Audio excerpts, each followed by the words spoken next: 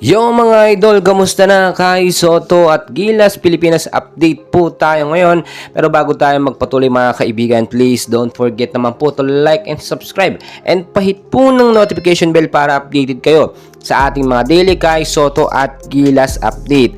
At dahil nga po magsisimula na ang FIBA Asia Qualifiers 2025 ngayong February, ay napag-uusapan na po at pinaghahanda na ang ating mga Gilas Pilipinas player na siya pong lalahok o lalaban, bibigay ng karangalan sa bansang Pilipinas.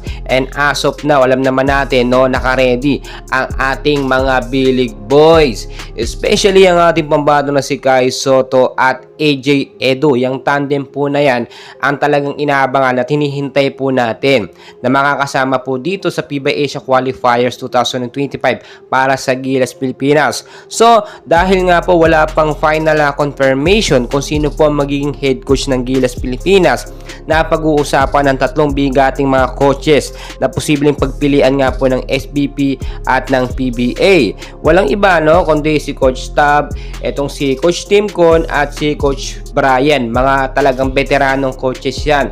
Pero high demand po ngayon at nasa top priority po ng SBP pati na rin ng mga Filipino fans ng Gilas Pilipinas ay si Coach Tim Con. Bakit kamo?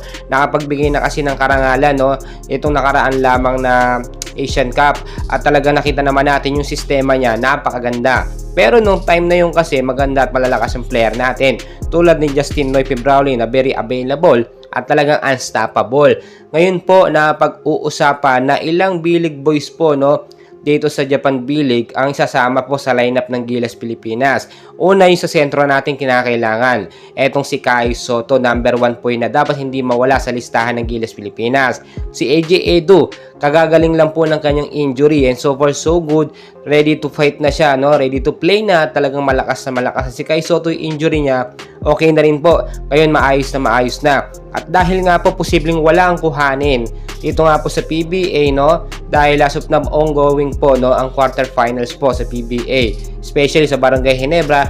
Lumalaro sila at magkakaroon sila ng first game sa January 19 kontra sa Northport, so hindi sila pwedeng abalahin para maglalaro sa Gilas Pilipinas. So availability ng mga Gilas player natin manggagaling madalas manggagaling yung maraming player dito nga po sa mga Bilig Boys at yung ibang mga player na available ay pinag-uusapan pa po. So Kai Soto makakagawa ng magandang highlights at pagkakataon na naman na magpakitang Gilas dito nga po sa FIBA Asia Qualifiers 2025. Chance na po ito ni Kai Soto para ma-showcase yung kanyang natutunan dito sa Yokohama at sure na sure ako walang kontra. Ito nga po si Coach Taketo, papayagan niyan kasi national team natin ang lalaro dito sa FIBA Asia Cup, And please guys, don't forget po to like and subscribe para ma-update ko kayo sa mga susunod na kaganapan sa ating pambato na si Kai Soto at sa Gilas Pilipinas.